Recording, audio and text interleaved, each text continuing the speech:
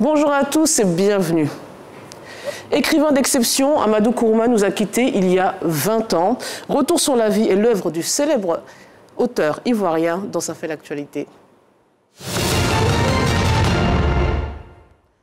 Quel souvenir cet homme de lettres laisse-t-il à ses proches? Un reportage signé Davis Oyo. Né le 24 novembre 1927, Amadou Kourouma fut l'un des écrivains les plus doués de sa génération.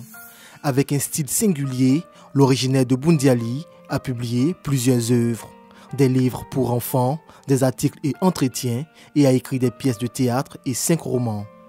En attendant le vote des bêtes sauvages, Allah n'est pas obligé, Monet, Outrage et défi, Quand on refuse on dit non, et le plus célèbre de tous, Les soleils des indépendances.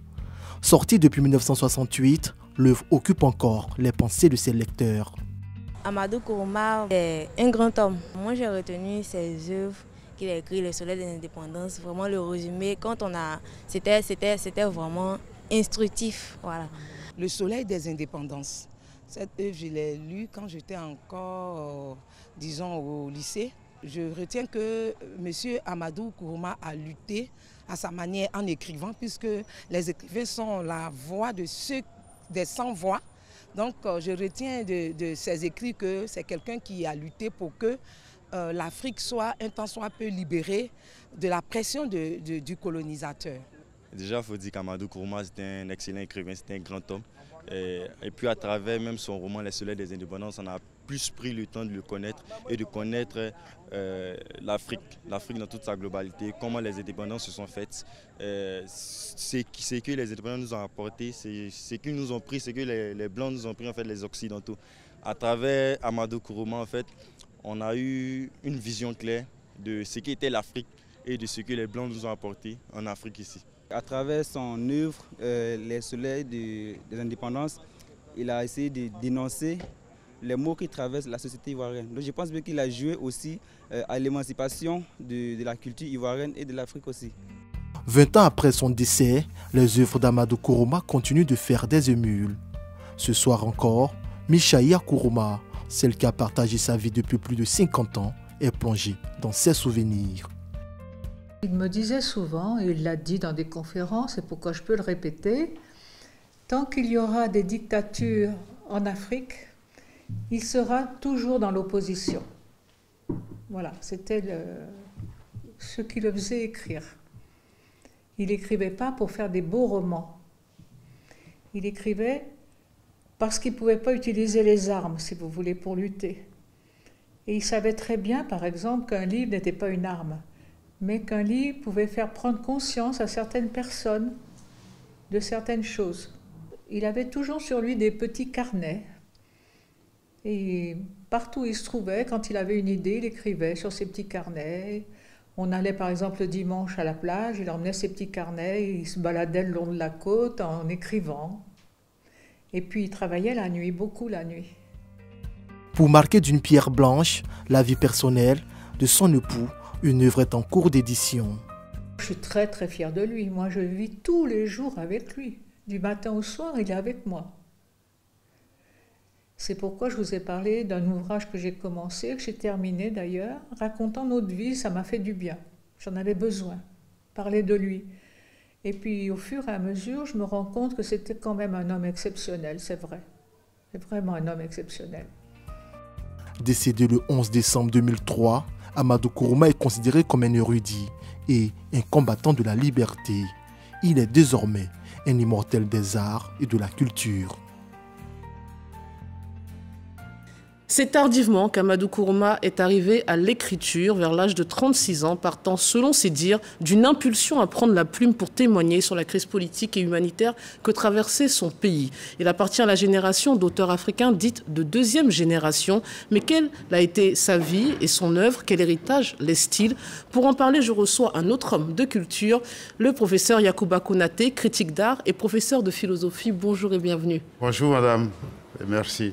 Alors l'écrivain ivoirien Amadou Kourouma est né en 1927 à Togobala, près de Boundiali, à la frontière entre la Côte d'Ivoire et la Guinée. Que sait-on de son enfance? Avant de répondre à votre question directement, je voudrais remercier les autorités ivoiriennes, et en premier lieu le président Alassane Ouattara, qui en 2014 a facilité le retour des restes d'Amadou Kourouma. Et à l'époque, le travail a été fait par le ministre Maurice Bandama. Je voudrais les remercier tous. Et je voudrais étendre ces remerciements à Madame la ministre Françoise Remarque. Ministre de la Culture. Ministre de la Culture, qui ce samedi était avec nous sur la tombe d'Amadou Kourouma pour la journée de recueillement et d'hommage que nous avons pris l'initiative d'organiser. On parlera de ça après. Maintenant, votre question, c'est quelles sont les principales dates de son parcours? Son enfance surtout. Son enfance, il est né à Togobala et il faut savoir qu'il est né dans une famille difficile. Il sait ce que ça veut dire la polygamie. Et il en témoigne d'ailleurs dans les Soleils des Indépendances. À un certain moment, sa mère n'est pas la préférée, mais son père décide qu'il devrait être élevé par l'un de ses oncles qui est à Boundiali. Donc de Togobala, il fait la marche à pied avec l'une de ses sœurs et il se rend à Boundiali. Alors donc il y a un texte que la famille n'a pas encore publié, mais qui je pense va être publié à l'occasion de la sortie du livre de sa veuve, Christiane Kourouma, où il décrit ce parcours. Il arrive, il explique comment il a été reçu dans cette famille, disons chez son oncle, qui était aussi un chasseur, et il avait des dons d'orientation dans la, j'aime pas le terme de brousse, disons, dans la nature. Et donc, chaque fois que les gens se perdaient, le petit Amadou savait vers où il fallait se réorienter pour revenir au village. Et comme ça, il entre un peu dans l'estime et la grâce de la famille. Et après, il va faire ses études à Korogo.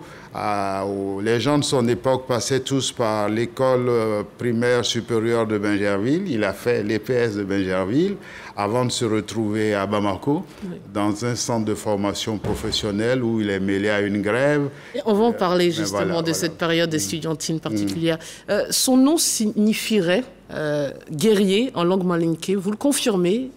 Je ne le confirme pas. Premièrement, les Kourouma et les Konaté, nous sommes parents en plaisanterie. Oui. Et ils trouvent que nous, on ment beaucoup, mais eux, parfois, ils mentent beaucoup plus qu'ils mentent.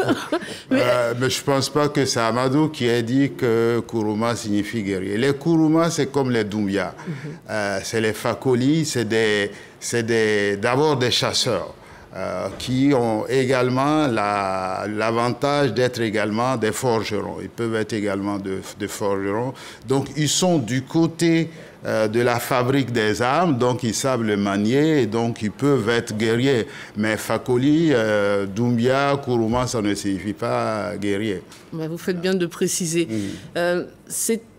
C'était un homme engagé d'abord dans sa vie estudiantine, on en parlait à l'instant, puis militaire. Qu'a-t-il fait exactement? Parce que son parcours, quand même scolaire, couronné de succès, mais non exemple d'accrochage institutionnel. Rappelez-nous lesquels. Effectivement, il s'est fait renvoyer à plusieurs reprises. Oui, bon, là, à l'époque, vous savez, les grèves dans les établissements, ça arrive toujours parce que la nourriture qu'on leur donne à manger n'est pas jugée suffisamment bonne. Et il y a toujours des têtes fortes qui prennent le devant et qui se font trancher par la rigueur de la discipline. Et c'est comme ça qu'ils se retrouvent enrôlés pour aller en Indochine. Il a fait l'Indochine, il a fait la guerre d'Indochine. Et lorsqu'il se moque de lui-même, il se présente comme un ancien combattant. Et donc, de retour de l'Indochine, de cette guerre, il entreprend des études d'actuaire. Il se retrouve à Lyon. C'est là qu'il rencontre son épouse. Et après ses études, il rentre très rapidement en Côte d'Ivoire, où on lui confie l'ouverture et la mise en route de la caisse de retraite. Voilà. Mais je voudrais qu'on revienne sur sa jeunesse qui coïncide finalement avec les luttes pour l'indépendance des colonies africaines. Quel était lui son ressenti sur cette période charnière pour l'Afrique? Et son ressenti d'abord, c'est celui de quelqu'un qui a vu la colonisation j'allais dire en face, qui en a souffert puisque il se retrouve déporté, il sait ce que ça veut dire une guerre coloniale et il vit en France. Il n'est pas particulièrement malheureux parce qu'à l'époque, le mouvement de la négritude est en train de se mettre en place. L'accueil est plutôt bon, surtout dans les villes de l'intérieur où il n'y a pas des milieux de Noirs. Et là où son ressenti va se corser, ce n'est pas tellement à l'égard de ceux qu'on appelle les colons. Il était plutôt de ceux qui étaient dans une sorte de rêve des indépendances africaines, qui faisaient une entière confiance aux élites africaines. Moi, il m'a expliqué que, par exemple, les gens de sa génération pensaient qu'avec les indépendances, il n'y aurait plus de voleurs, parce que les voleurs, c'est les Blancs. Il n'y aurait plus de détournement de fonds dans les administrations, parce que tout ça, c'était des habitudes il se berçait d'illusions, là. Il se berçait d'illusions. Et maintenant, il arrive à la veille des indépendances. Dès 1957, il est là, et en ce moment, il occupe des postes, il voit l'indépendance arriver. Et puis, très rapidement, vous savez que la Côte d'Ivoire va rentrer dans une période de répression politique très, très forte, qu'on va appeler les faux complots. Oui. Donc, il est le témoin de cette descente aux enfers de plusieurs de ses amis, dont Lamine Diabaté. Et à partir de ce moment-là, il ressent une sorte de nécessité de témoigner, tout directeur de la caisse de prévoyance sociale qu'il était. Vous semblez décrire une sorte de désillusion. Et c'est vrai qu'en 1960, lors de l'indépendance de la Côte d'Ivoire, il revient vivre dans son pays natal. Et en 1961, il travaille, donc, vous l'avez dit, comme sous-directeur de la Caisse nationale de prévoyance sociale, mais il est très vite inquiété par le régime de Félix Houphouët-Boigny.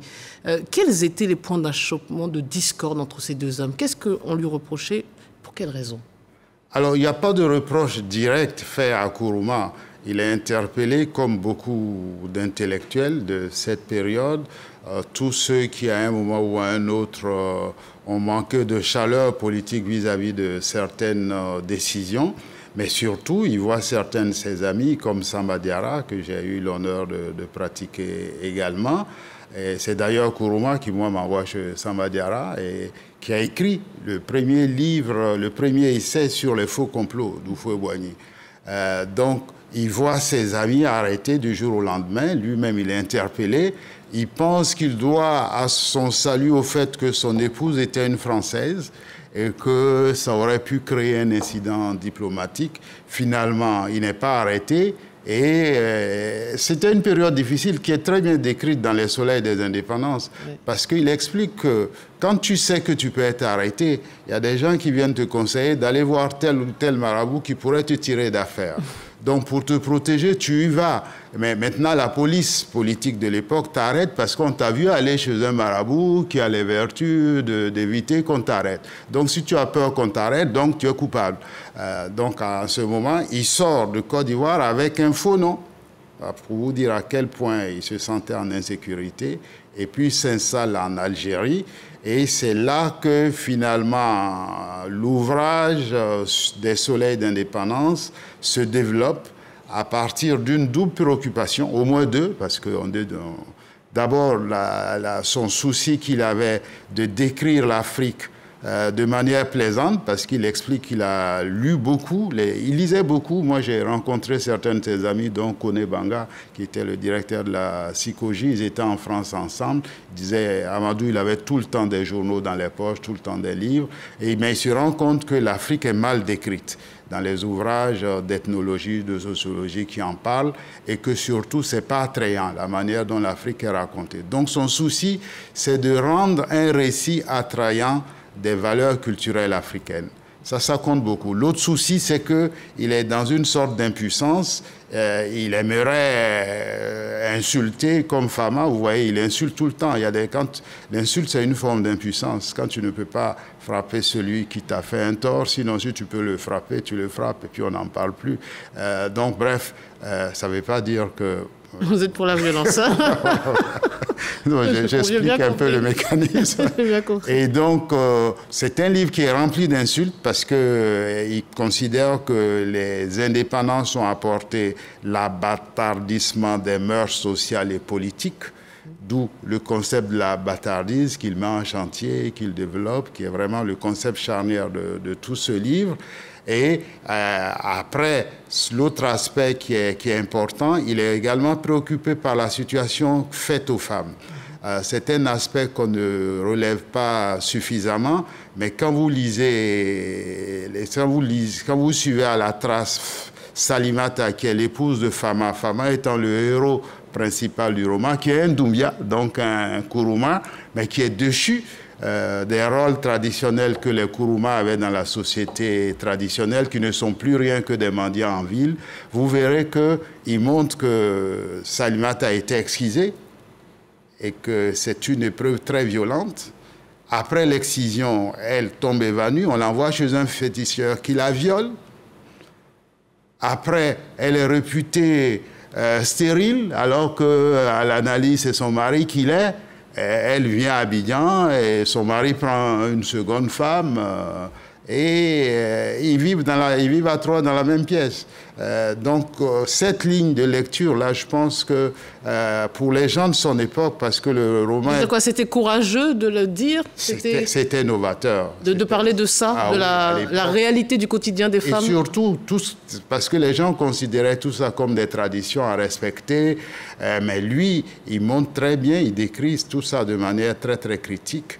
Et il prend fait et cause pour Salimata, même si les descriptions qu'ils font sont toujours des descriptions très humoristiques. Quelques mots sur son exil, vous l'avez dit, il est resté en Algérie quelque temps. C'est en Algérie qu'il finit le roman qu'il envoie au Canada. Oui. Il envoie en France d'abord. Quand on dit en France, on pense aux grandes maisons d'édition, mais on oublie qu'il y avait Présence africaine qui publiait aussi. Mais tous ces gens-là refusent le texte. Qu'est-ce qu'ils lui reprochent? Mais parce que ce n'était pas dans un français conventionnel. Je veux dire, quand vous lisez le style, quand vous lisez Kuruma, ce n'est pas Senghor, Kuruma, ce n'est pas Kamarala, et Kuruma, ce n'est pas Dadier, même si chacun de ces auteurs sont des monuments qu'il faut révérer et respecter. Lui, il a un autre rapport à la langue parce qu'il considère que aussi longtemps que le français est notre langue, il doit être nôtre. Nous devons l'habiter avec notre rythme, nous devons l'habiter avec nos mythes, nous devons l'habiter avec nos intonations, nous devons l'habiter avec nos mots, nous devons le forger. C'est un forgeron, Kuruma. Mais donc, vous voulez dire que ce sont, on va dire, des Africains de France, avec présence africaine, qui lui ont refusé de publier son livre? Pas seulement les Africains de France, mais les grandes maisons françaises l'ont refusé aussi. Le Canada accepte le livre. On peut se demander pourquoi c'est le Canada qui l'accepte. Certains de mes amis, auxquels je donne raison, dont Henri Coumeau, contextualisent tout ça par le fait que le Canada était lui-même, le Québec était lui-même en sorte de révolution tranquille contre la France. Et donc, ils étaient plus à l'écoute des nouvelles sensibilités, des manières de dire, de se libérer du français. Et puis surtout, eux aussi, ils ont une particularité avec la langue française qu'ils ont adaptée à leur culture. Donc peut-être qu'ils sont reconnus. Ils se sont reconnus et à cette proximité. Ils dépoussièrent un peu le livre d'une partie politique. Mais cette partie politique-là, c'est ça qui le renvoie à la querelle avec Houphouët. On l'élague un peu, mais ce qui reste quand même substantiel. Alors deux choses, justement, parce que au fond, on a le sentiment de parler du Canada et de la France, parce qu'après aussi, il va avoir beaucoup de prix venant des pays occidentaux. Vous avez le sentiment que l'Afrique l'a assez reconnu, l'a assez valorisé, ou même est-ce que l'Afrique l'a compris? Oui. Je dois dire que l'Afrique l'a compris. De mon point de vue, le livre sort, la version au seuil est sortie en 1970. Et dès 1972, on a fait un colloque sur Amadou Kourouma à l'université d'Abidjan. Et moi, d'ailleurs, le premier colloque de ma vie, c'est le colloque dédié à Amadou Kourouma. Je dis souvent aussi que la première conférence que j'ai vue dans ma vie, c'est celle qui a été faite par Amadou Ampateba à l'École normale supérieure. Nous avons des maîtres comme Barthélemy Koti, Bernard Azadi, qui étaient très ouverts sur ces questions-là, qui font un colloque qui dure 3-4 jours. Moi, j'habitais Port-Bouët, on avait des cas pour venir faire les séances de nuit et repartir.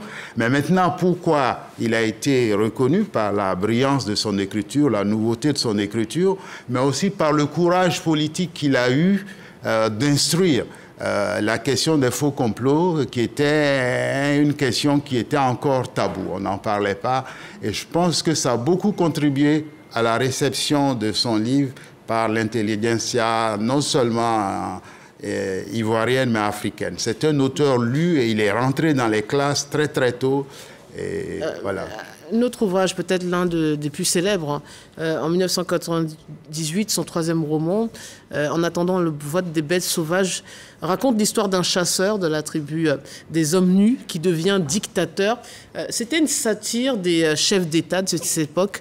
Beaucoup parlent du portrait de Gnassingbé Eyadema, peut-être pas le seul. C'était ça? C'était ça, c'est son 3e roman. Et moi, je suis très à l'aise d'en parler parce que je l'ai vu vraiment au plan génétique. Il me faisait l'amitié de me montrer les esquisses et même de m'expliquer ce qu'il était en train de faire. Et évidemment, Eyadema, c'est Koyaga. Oui. Il avait comme ça une sorte de construction. Je ne dis pas que tous ses romans étaient construits comme ça, mais celui-là, c'est comme ça qu'on l'a construit. Et je peux même vous dire que pour instruire le modèle du Dozomana, qui est les récits des chasseurs d'oiseaux, c'est qu'il a fait. Il a fait venir, on est parti à Togobala, tous les deux ensemble, on a écouté des veillées d'oiseaux. Ensuite, quand on est revenu à Abidjan, on a fait venir des dozos, des danseurs, des musiques de Katiola. Et on a fait des veillées entières avec sa femme, ses enfants et tout, pour qu'ils comprennent cette esthétique de l'intérieur. Mais moi, je ne savais pas jusqu'où il allait, mais je sais que ça l'intéressait. Et oui, évidemment, je peux vous dire aussi que le protagoniste l'un des protagonistes du roman, Koyaga, l'un des autres protagonistes, c'est un journaliste qui a dirigé longtemps notre télévision nationale ici. Je vous oui. Pas. Ah oui, oui. Et c'est qui? Mais je ne vous dirai pas le nom. Ah, mais il y a prescription. Il y a prescription. Il y a prescription. Je ne dirai pas le nom, mais c'est pour vous dire qu'il avait des modèles vivants. Oui. Il étudiait les modèles. Il était inspiré de ses compatriotes et de... Il lisait beaucoup les livres, il enquêtait beaucoup, mais il te disait, celui-là, c'est tel personnage que je reprends. Et ça lui permettait d'avoir une sorte de vérité. Et puis maintenant, le roman, il romançait, il écrivait 7-8 fois les mêmes textes, vraiment, il était infatigable. Donc il suivait avec intérêt, selon vous, l'actualité politique, l'évolution politique de son pays et de toute l'Afrique. De toute l'Afrique. Et vraiment, c'est quelqu'un qui lisait les journaux, les magazines littéraires, les ouvrages. Et un autre aspect qu'on connaît peu de lui, qui m'a un peu surpris, c'était un grand sportif. Oui. Il a été récompensé, il a été champion, un athlète. Il a eu plusieurs prix. Plusieurs prix déjà en Indochine, il était souvent premier.